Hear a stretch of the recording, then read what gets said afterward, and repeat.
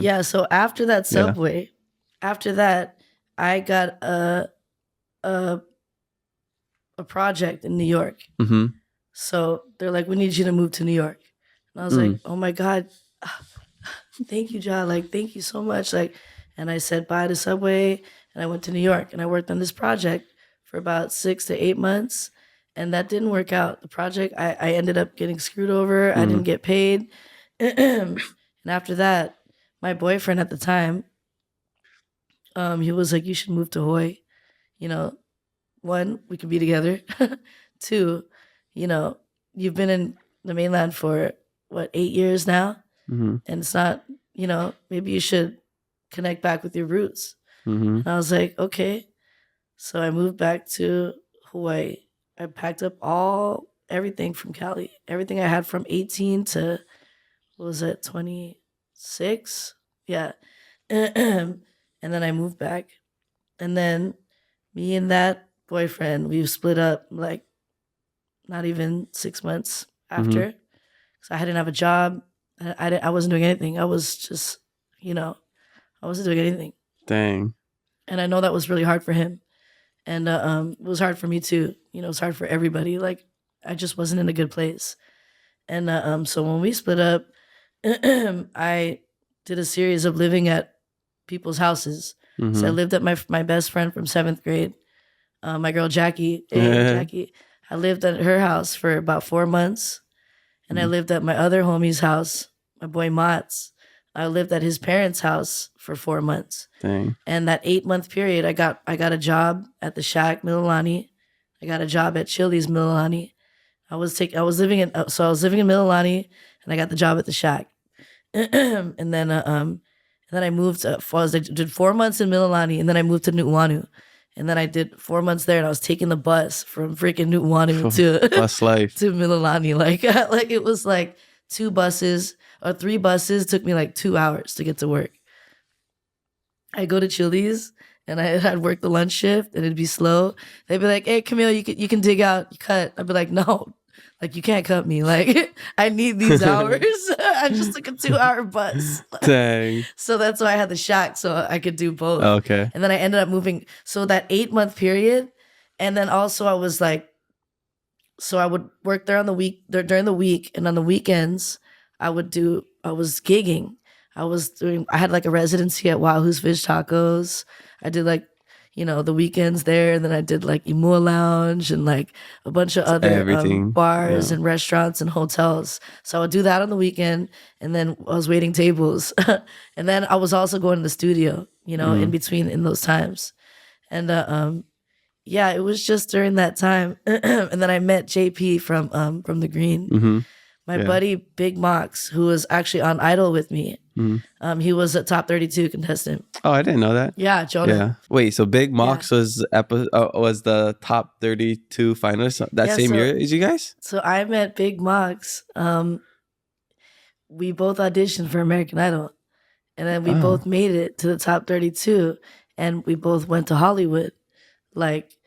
So we made it through the round. And then we went to Hollywood. And then Hollywood was the round to make the top 32. So he made it through Hollywood too. Yeah, Jonah. he didn't get that much. Tight. Yeah, he didn't get that much attention then. I guess because he didn't make it to like the top 10 or whatever. And then Paula too. She auditioned. She didn't make it. Yeah, she didn't make it. A lot of people auditioned that year. Oh, I had no idea. Big Mox, is he in the Angry Locals? Yeah. Yeah. Okay. Yeah. Shout out Mox. So Osna's coming next week. Okay. Yeah. And I said that he can bring Big Mox and Chris Styles. Chris Styles. Is it them that's three? my bro. Yeah. Yeah. So they might come over. Okay. Osna's coming, but I don't know if the other 2 are free. Okay. But that would be really fun to have all 3 of them. Yeah, for sure. You gotta have them all. Yeah. The Angry Locals. They have some funny stuff. Yeah. Yeah. Okay. Wow. Yeah. So Jonah Mox was like, "Hey, my homie from The Green is trying to." JP really was the mastermind behind all of this because JP heard that I moved back to Hawaii, and then Jonah was like, "Hey, my buddy JP is trying to link up with you." He was like, "I really think that you should make this link." And I was like, "Oh, word, like that?" He was like that, and I, when Jonah's somebody I trust, and so when my homies are like, "Hey, you should," I listen, So I linked up with JP and we did a cover the first night. We did All That She Wants by Ace of Base. Mm-hmm.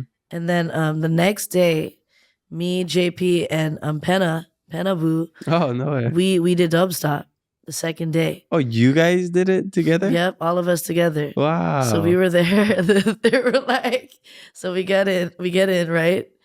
And then they're like, all right, Camille, go inside. Right? I'm like, oh yeah, yeah, of course. Like, and it's funny because all my best verses are like on spot, are like under pressure kind, you know? So I'm like, yeah, no worries. So I go into the room and I'm like, oh my God, dude, I gotta write. And this is the first verse. So I'm like, I'm in the room, shut the door, and I'm with my notepad, my pen, paper, and I'm like, okay, yep, I can feel it in my body, in my mind, and so then I come out 30 minutes later, and they're like, "All right, what you got?" You know, and they're like, "Yeah," and I just laid it down. That was like the birth of dubstop. No and then way. JP had written the chorus. Ay, ay, ay. He wrote the chorus, so we had that down. Then we had the first verse, and then yeah. So after that, JP was like, "I think this is your sound right here." And I was like, really? Like, and then after that, we did They Don't Know. After that, we did Young Soul Rebel. After that, we did First Love.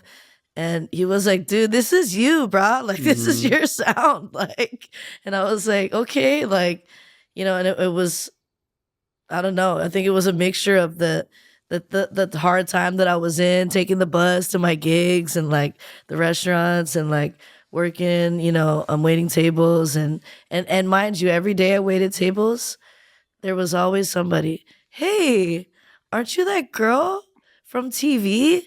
And I'm like, yup, that's me, you know?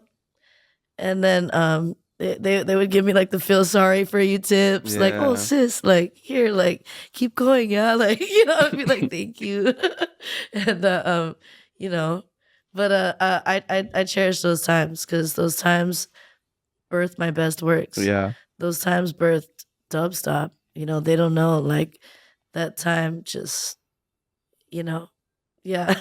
Oh, that's so crazy. So that was the long 2014? answer to your question. That was the defining time. Wow. This is like circa like 2014. Yeah. 2012 is when I first started recording it. We dropped it 2014. Actually, the 10-year anniversary is coming up. Yeah. In October. So excuse me. You get it.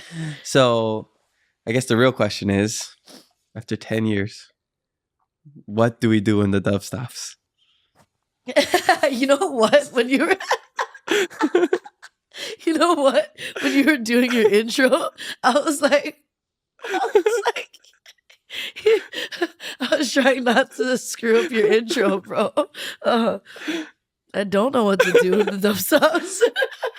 And like That's that the thing. And that's the meaning of life. Is like, yeah, it's okay to not know. because I feel like once you know, it's like it's game over. Yeah, you know, like you're not supposed to know. You know. Yeah, exactly. The more you know, the more life gets complicated. 100%. Yeah. So 100%. I think that's just a great metaphor for life. When the dove's going, just you don't know what to do when it stops. Just keep riding. Just let it go. don't Let it stop. go on. Yeah. Don't worry too much about what to do when it stops. Right. Exactly.